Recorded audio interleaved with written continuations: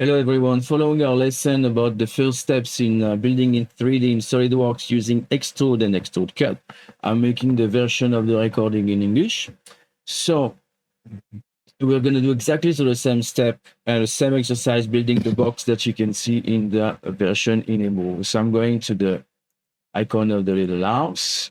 If not, you can find File, New, Part.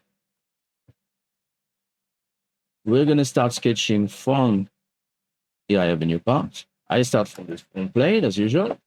Sketch. I can see the function of the sketch and sketch. So the first thing I want to do is to start to sketch the overall size, the shape of the box. So I'm going to make a circle. In order to find the circle, I can look on the top where I have my sketch options. And here I have a little arrow on the side that let me choose how I want to create the circle. I prefer to use the circle from the center. My first click must be on the red dot where I have the two red arrows. This is where I place my center of my object exactly on the origin point of my file. So circle, first click, and then another click. This is where I have my circle. I still don't know how much it is. I need to give him a size.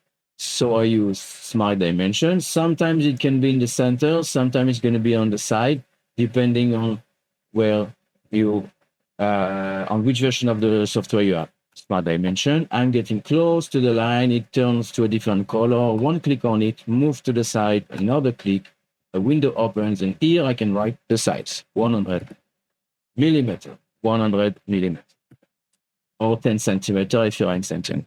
Now that I've done this, I want to move that circle into a cylinder box. So I need to use the feature functions. If I click on feature in the ribbon over here, it's giving me new options. Based on the sketch I have for now, I have only 3 options. I want the first one, extrude post base.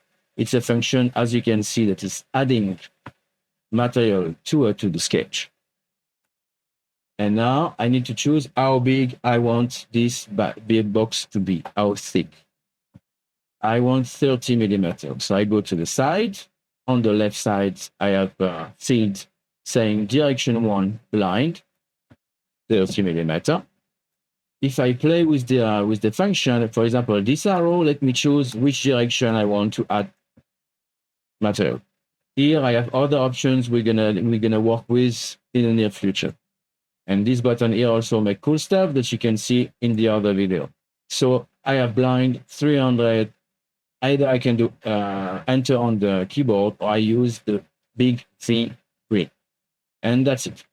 If I want to turn to move my shape around, I can either zoom in, zoom out with the little wheel, the galgelet, the wheel on the mouse. If I do a long click and I move my mouse, I can turn my object. Good. Now, if I want to know where is the top, where is the bottom, I can do space on the keyboard. It's offering me this new window where I can ask him from front, from the top, from the side, and so on. Here, let's go back to the font. And if I don't want to see it like that, again, click on the wheel and turn.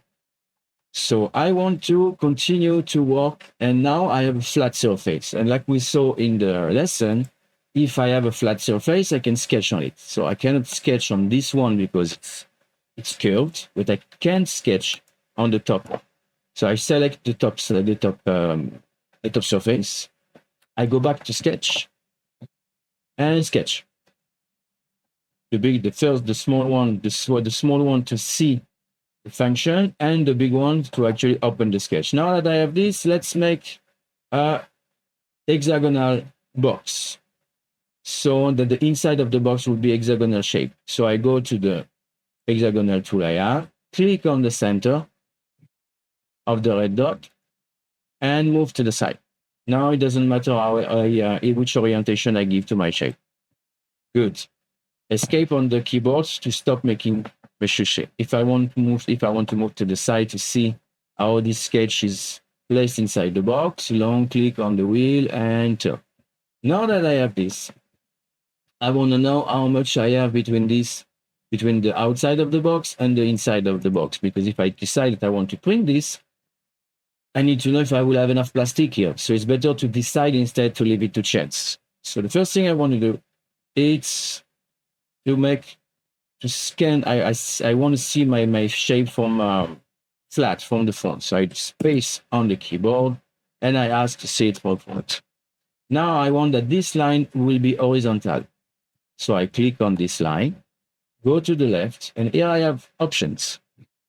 Here it says pattern. It means that this line has been copied 6 times, and we have 6 lines around the circle, give me a hexagon. Here, if I choose horizontal, you can see that the hexagon will turn by itself, and now it's perfectly aligned. It will make it easier for me to choose what's going on here. So I do escape on the keyboard. Now I want to sketch a little line just to check how much there is between this and that. So this line is not part of my shape. It's just there to help me build. Same as I have this circle in the center is not part of the shape, but it's helped me understanding how big is this shape. So I go to the sketch tools. Here I have a little black arrow, and I can choose what kind of lines I want to do. Line or center line. In any case, we can, as we saw together, we can bounce between these two in the settings afterwards. So there is no mistakes. Even if you start with this one, you can still move to that one. So actually, let me do that together. Line.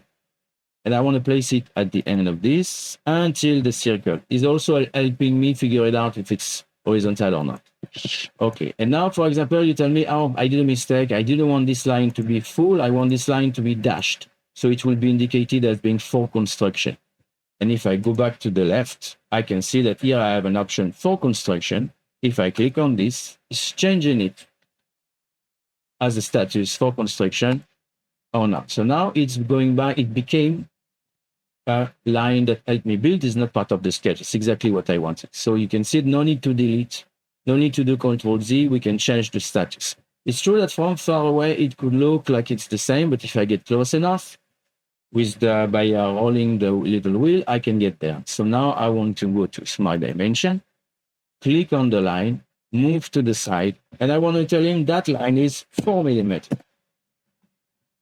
And now, because I'm working with the clean method, that my circle is linked to the center of the 0 point, center point of the plane of the sketch, and also my hexagon, everything move together.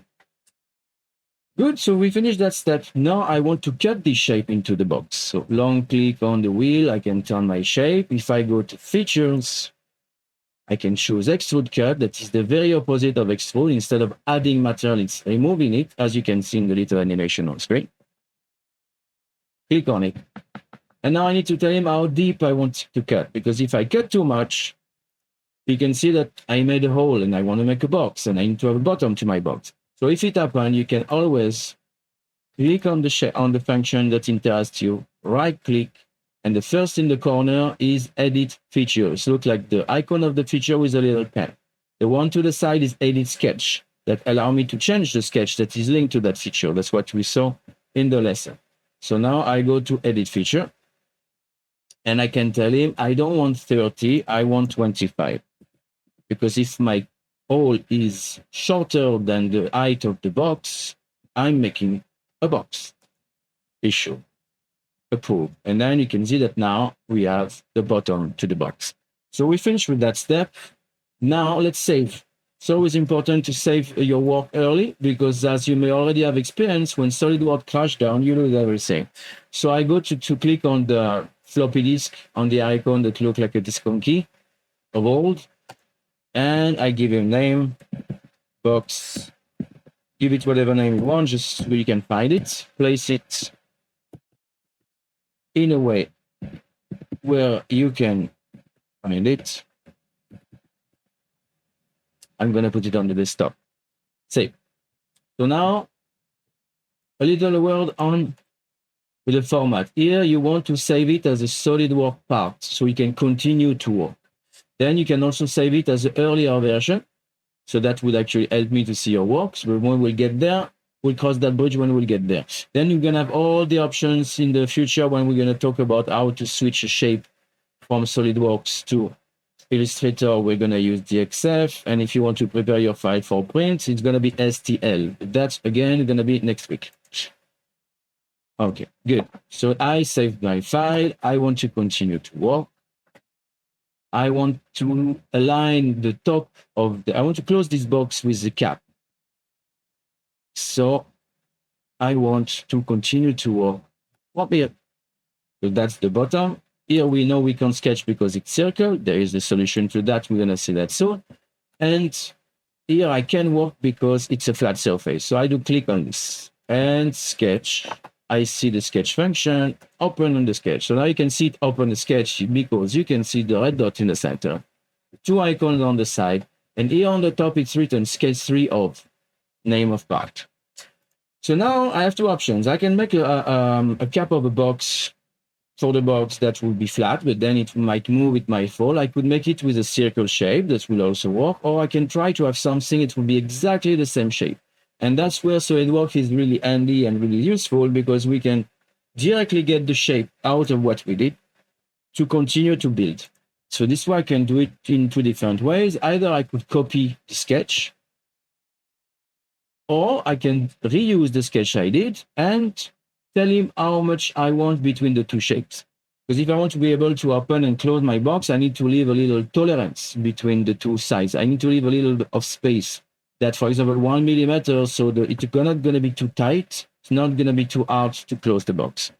So how do I do that? We open the sketch.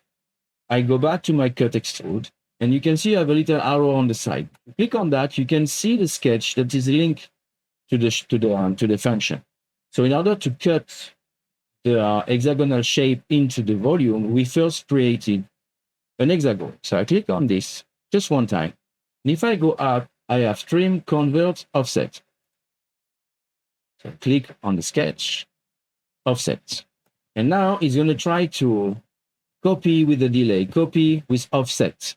So here on this left, I can choose how much. 1 centimeter is allowed. This is the function that we use in order to sketch a pattern, Gizra, that we first sketch the seam line before we duplicate it to get the cut line. So it's the same idea. We're going to do the cut line for the inside of the box.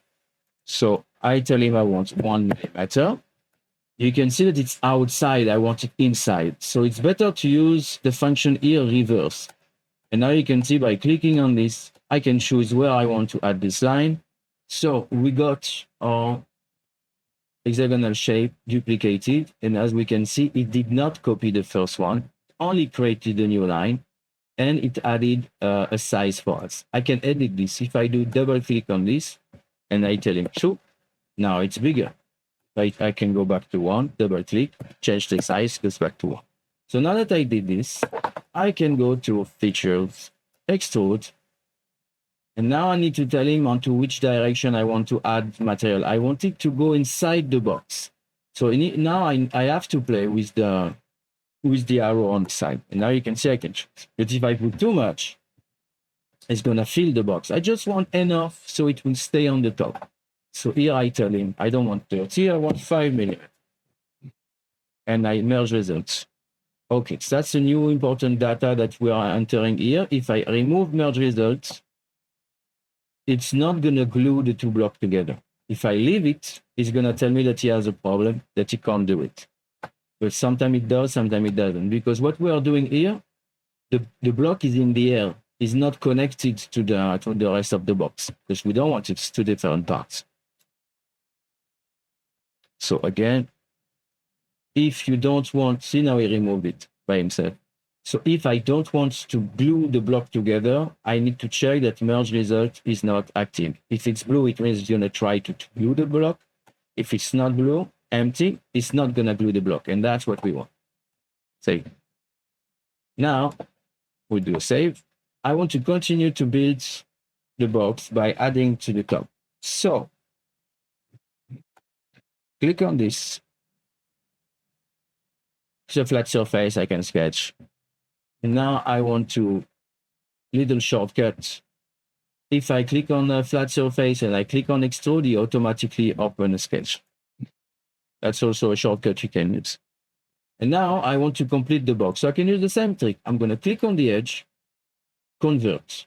And what it does, it copy pastes on the very same spot, exactly on each other or above each other, perfect size shape. So I don't need to look for the shape, it's giving it to it. Features, extrude. And now I need to tell him how high I want this box to be. You can put it as much as you want, for example, 15.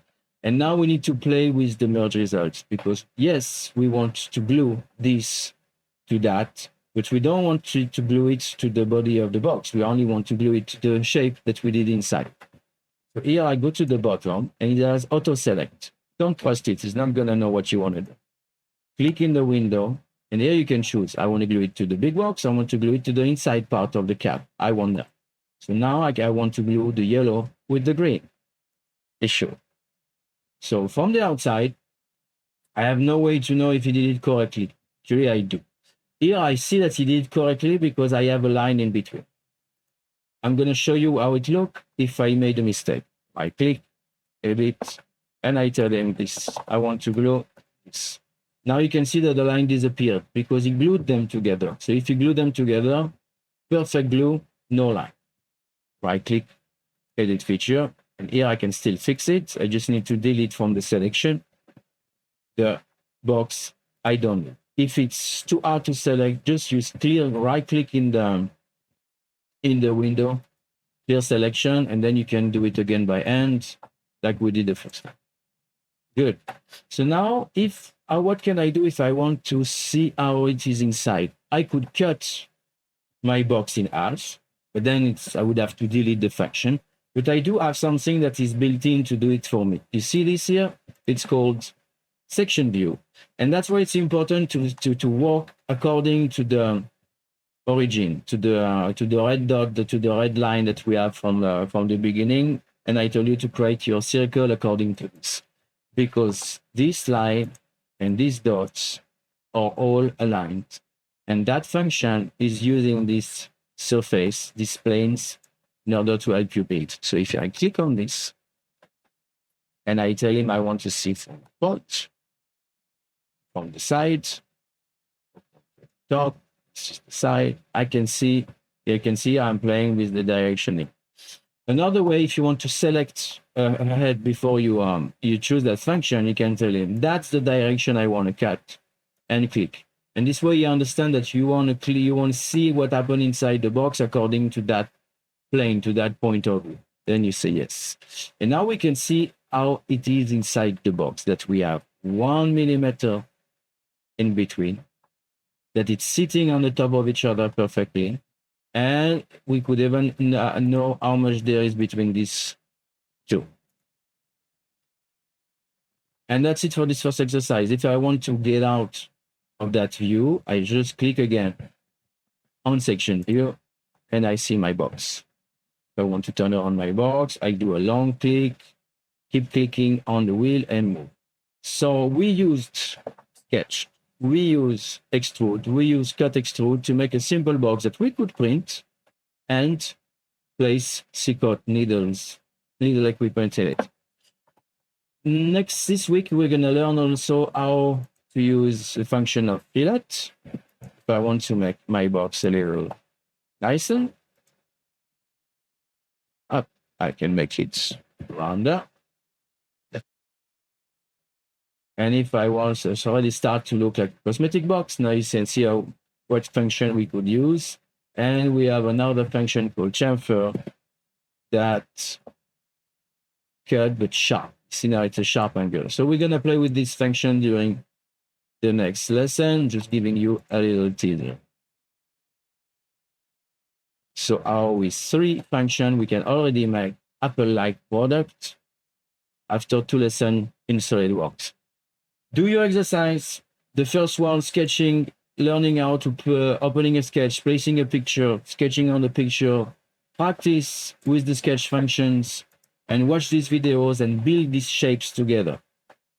Good luck.